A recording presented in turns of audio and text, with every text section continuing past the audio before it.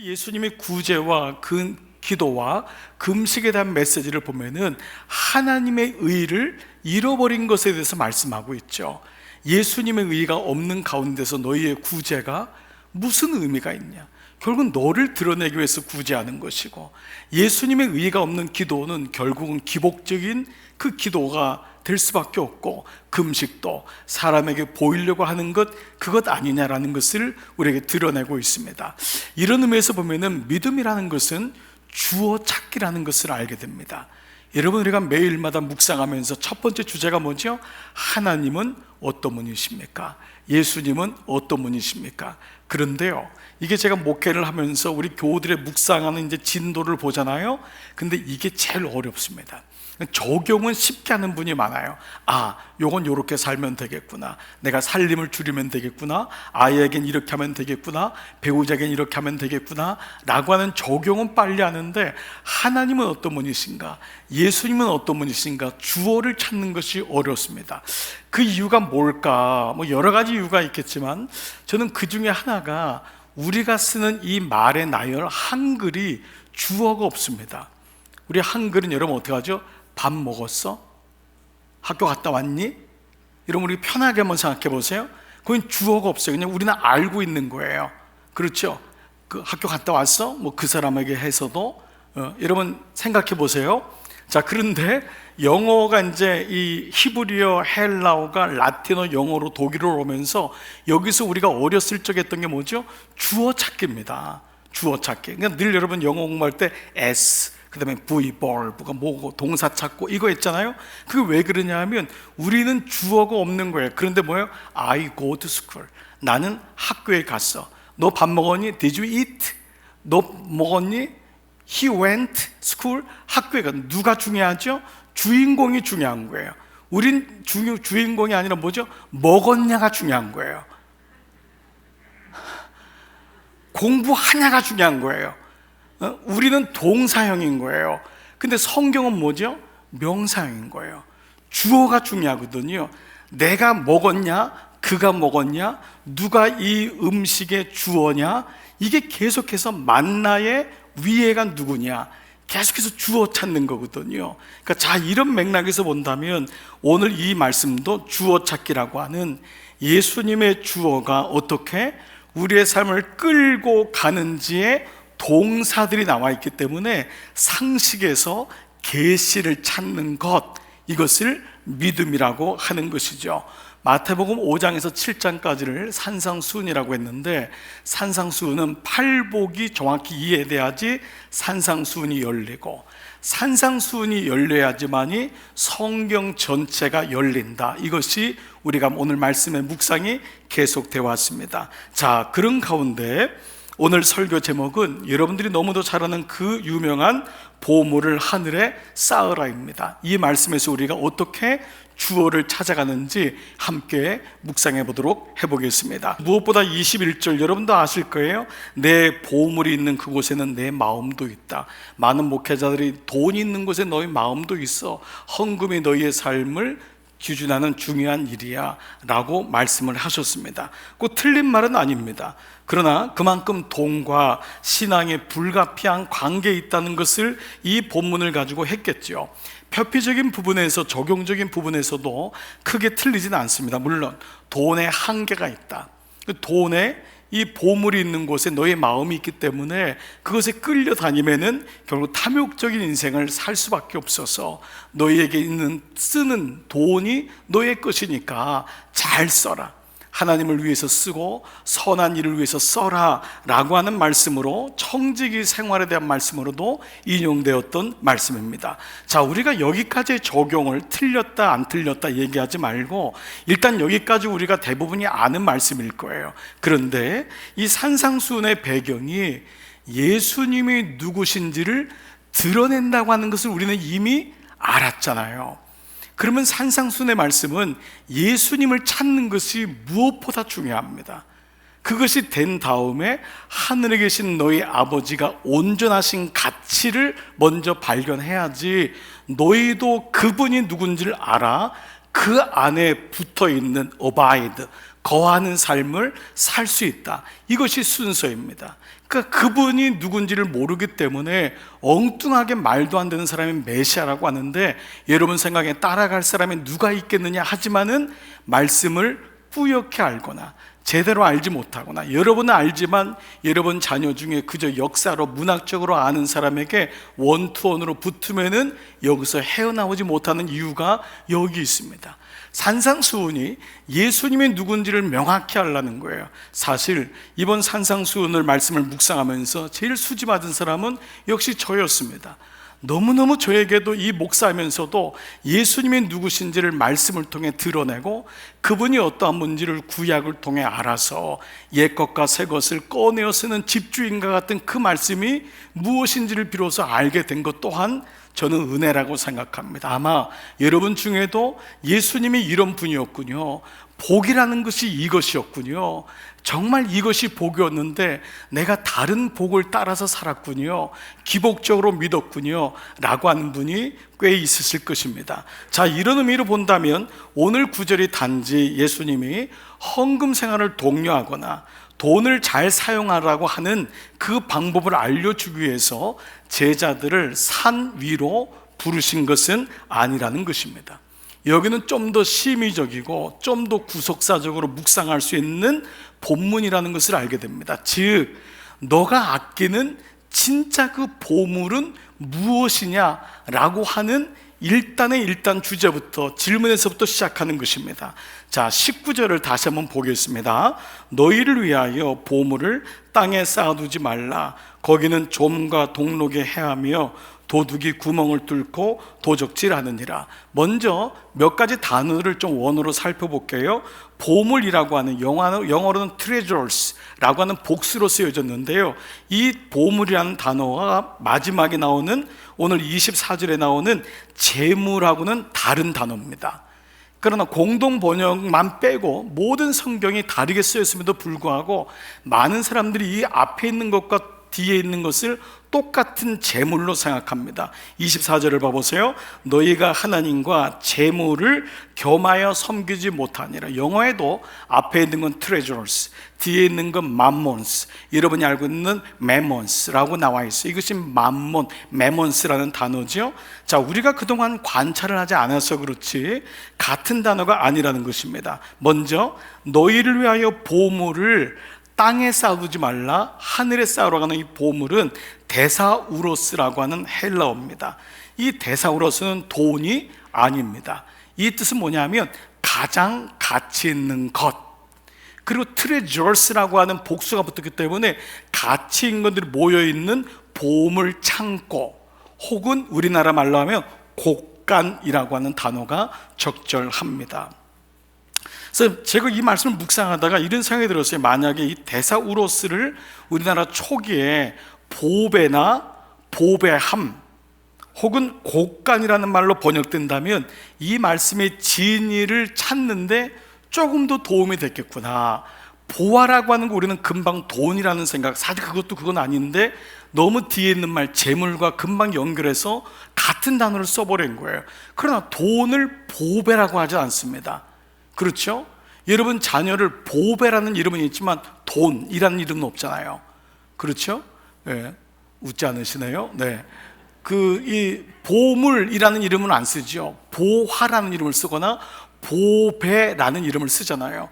혹은 곡간이라는 단어로 썼다면은, 자, 왜냐하면 이 똑같은 데사우로스가 쓰여진 본문이 어디냐면 고린도서 4장 7절입니다. 한번 같이 볼게요. 시작. 우리가 이 보배를 질그릇에 가졌으니 이는 심히 큰 능력은 하나님께 있고 우리에게 있지 아니함을 뭐예요? 알게 하려 함이라. 앞에 있는 구절을 다시 보세요.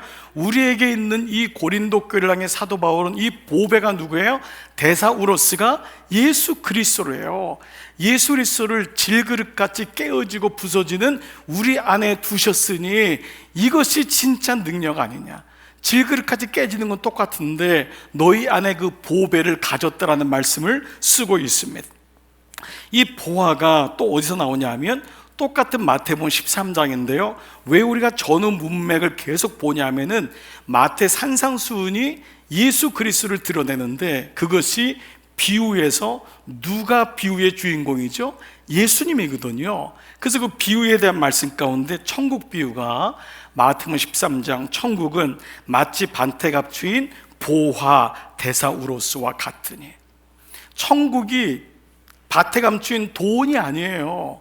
밭에 감추인 보화와 같으니 사람이 이를 발견한 후 숨겨두고 기뻐하며 돌아가서 자기의 소유를 다 팔아 그 밭을 사는 거예요. 아니, 돈을, 소유를 팔아서 살 리가 없잖아요.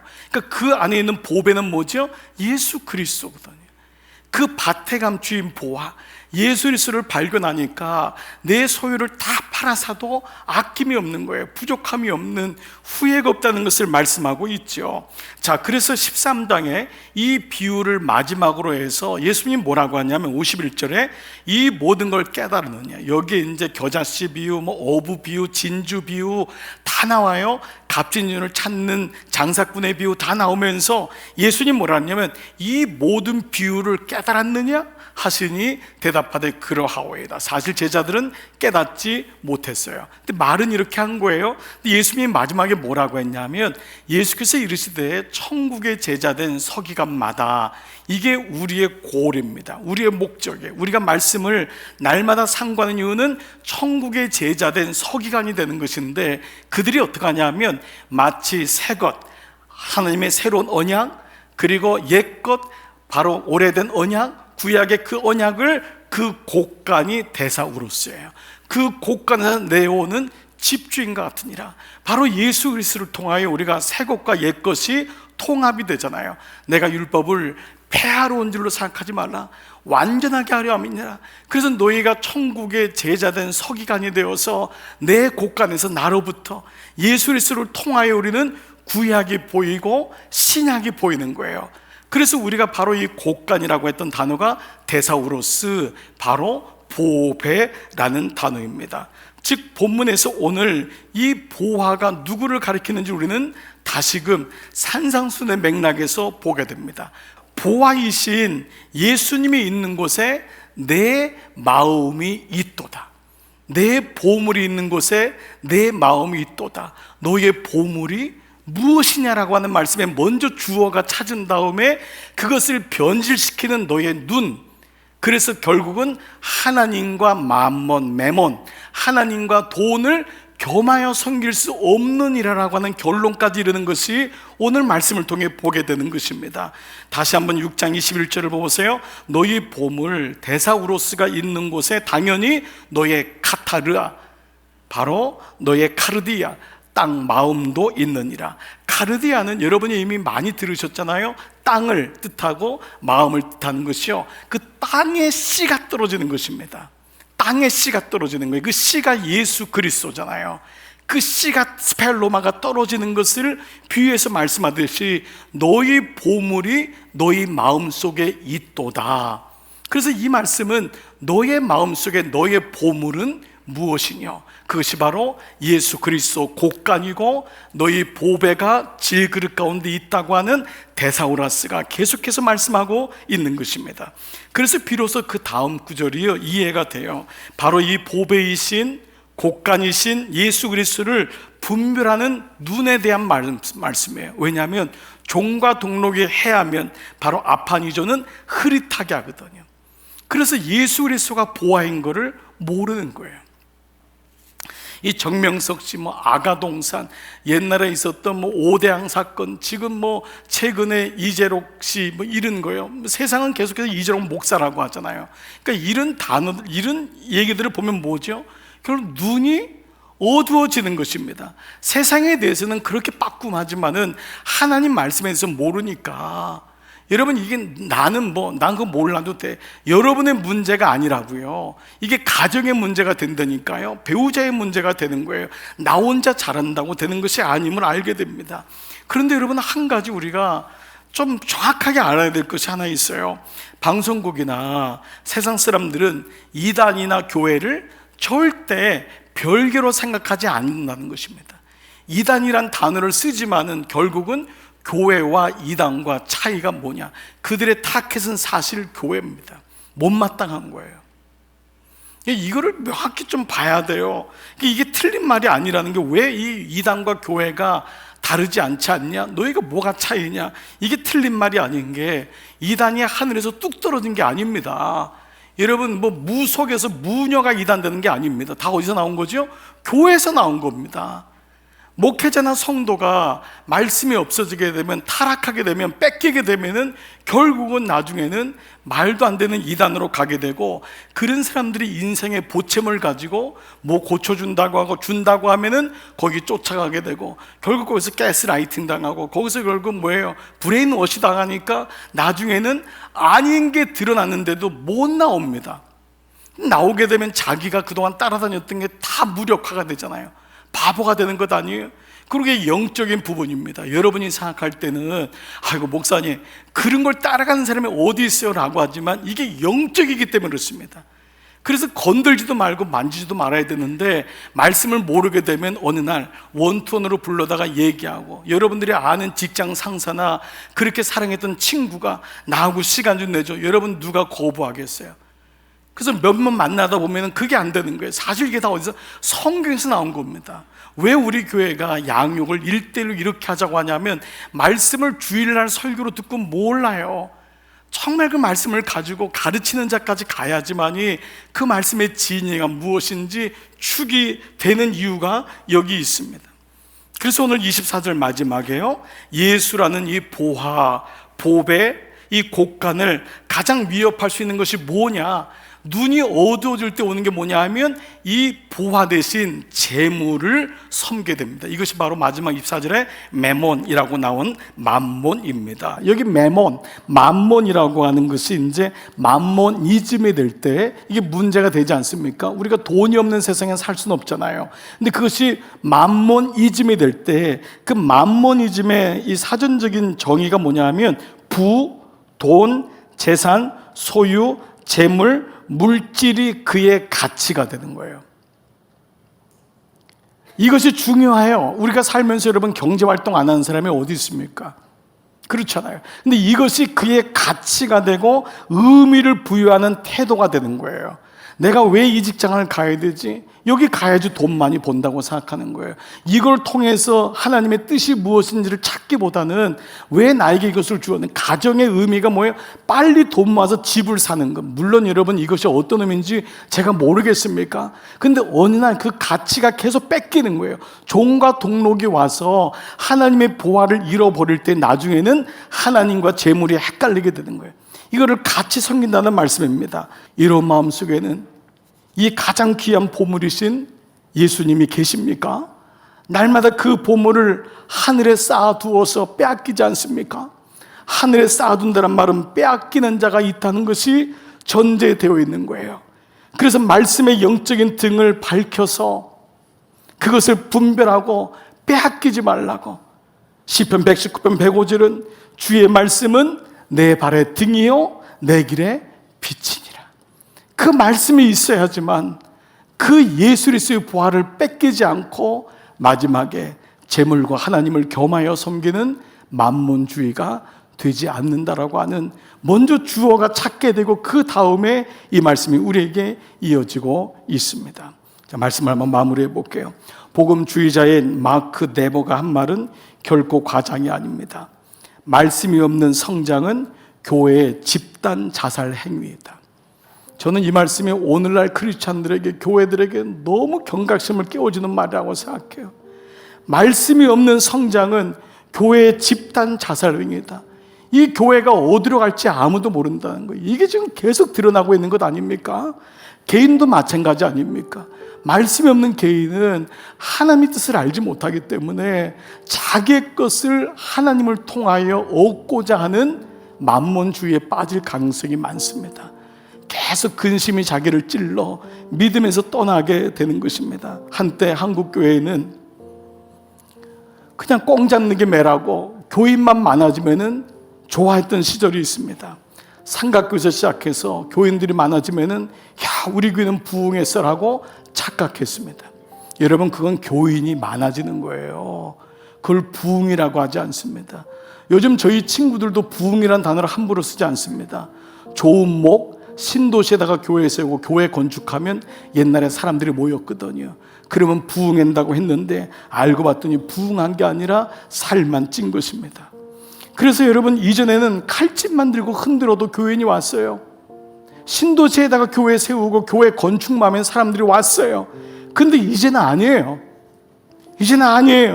이제는 그런 시대가 아닌 거예요. 이제는 그 교인들에게, 그리스도인에게 진짜 보화가 무엇인지를 알려주고, 진짜 거짓 보화가 무엇인지를 분별할 수 있는 능력을 갖추는 진검승부해야 되는 때가 온 것입니다. 이제는 이단이 여러분 멀리 있지 않습니다. 너무도 가까이 도처에.